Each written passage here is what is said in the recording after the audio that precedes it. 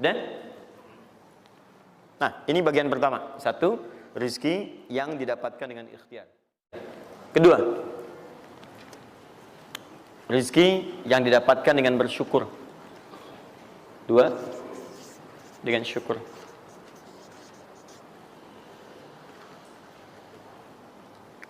Dalilnya Quran surah ke-14 ayat 7.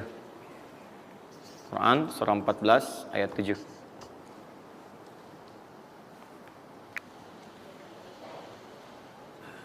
Yang saya kotaki itu yang dihafal ya. Yang saya kotaki itu yang dihafal.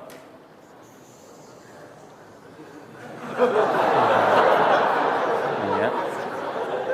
Enggak, ini inti ayatnya. Saya serius, ini inti. Ini harus ada. Ini, karena ini saya sering katakan ketika Anda menghafalkan, itu spirit ayatnya ada dalam jiwa kita. Kalau bisa udah otomatis gitu. Udah otomatis. Jadi begitu antum mengerjakan itu, antum ingat. Dan ketika antum berniaga pun, antum ingat. Jadi kalau antum sedang misalnya usaha apa, ada sholat tuh, antum refleks sholat. Karena tahu dengan sholat itu rezeki bertambah, bukan berkurang. Jelas ya? Nah, teruskan. Ini Quran surah 14 ayat 7. Saya naikkan ke atas ya. Turunan amalannya, turunannya. Quran surah ke-9 ayat 103. Saya urutkan berdasarkan amalan. Dan Quran surah 9 ayat ke-60.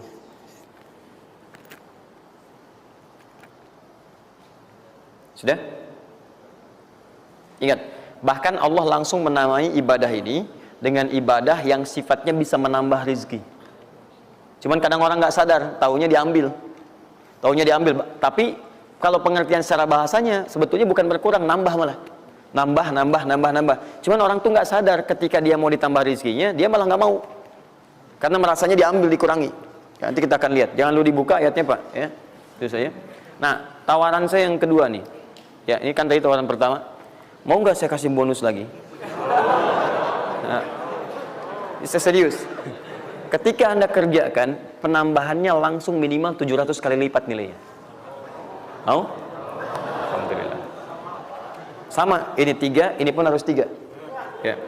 Quran surah kedua ayat 261 sampai 263. Nah, ini saya kotakin.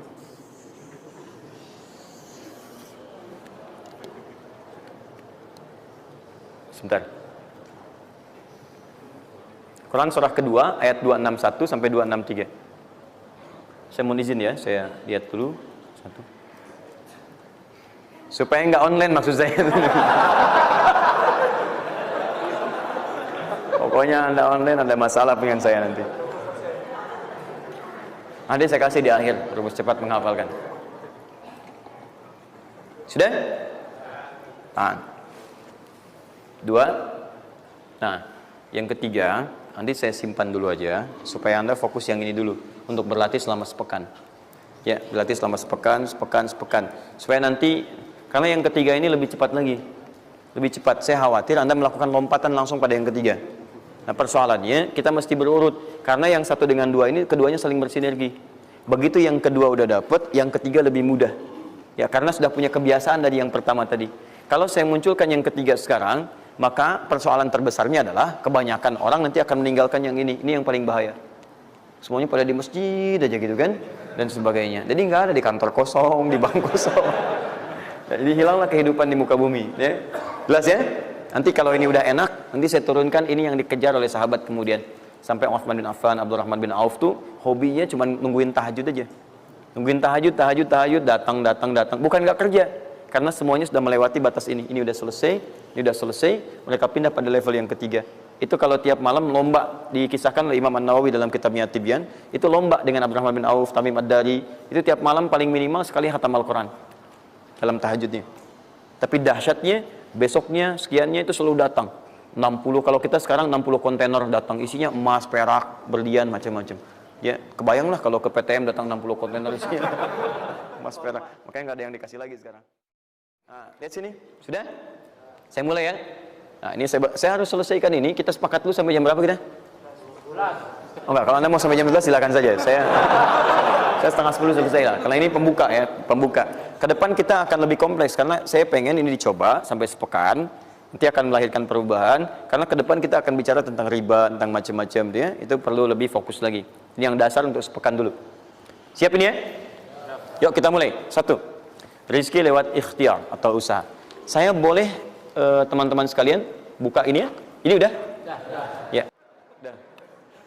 1 yang lewat usaha itu ikhtiar.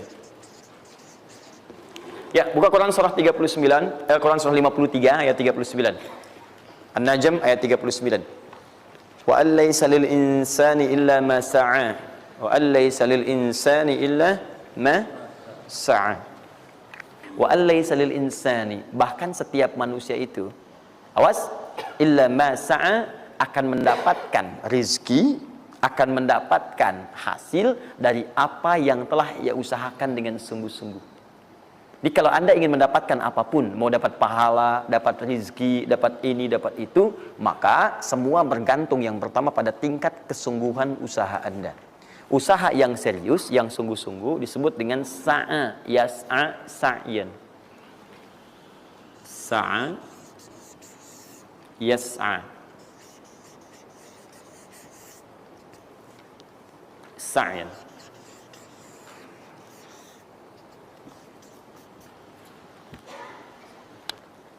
Ini sa'a, yas'a, sa'yan tidak disebutkan dalam bahasa Arab kecuali menunjuk satu usaha yang sangat serius, sungguh-sungguh.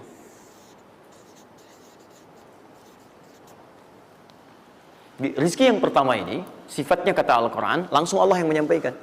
Kalau Anda mau mendapatkan rizki itu, baik yang sifatnya materi, uang, rumah, mobil, pakaian, makanan dan sebagainya, maka Anda mesti serius usaha. Usaha yang serius. Saya belum bicara bagaimana cara usahanya, tapi Quran ingin membangun komitmen dulu. Anda mau usaha enggak? Anda usaha, saya kasih kata Allah.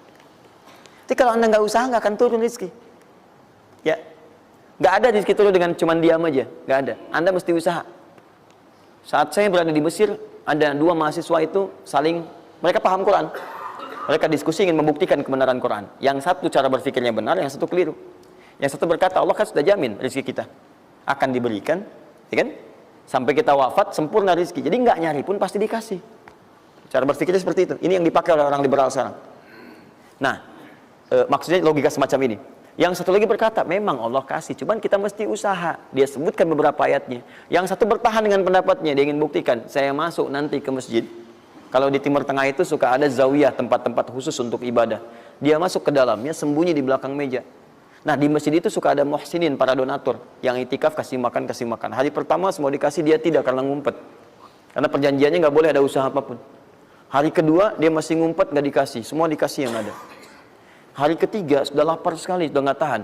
Begitu udah dikasihkan, yang muhsinnya tanya, hal min akhar, ada lagi yang lain nggak? DKM jawab, karena nggak tahu, kan ngumpet. Nggak ada yang lain. Baik, kalau gitu saya kasih ke tempat lain. Karena beranjak mendengar suara itu, dia langsung kasih kode dengan berdahan. Kaget kan DKM. Begitu dibuka, ada orang ngumpet di belakang meja, sudah kelaparan. Akhirnya dia ada orang satu lagi di sini, langsung dikasih bagiannya sampai dengan 3 bungkus. Begitu dikasihkan itu, teman yang kedua tadi yang mengatakan mesti ada usaha, langsung mengejar pada teman yang bersembunyi. Dan dia katakan, kan saya bilang dari awal, rezeki itu mesti dicari, walaupun dengan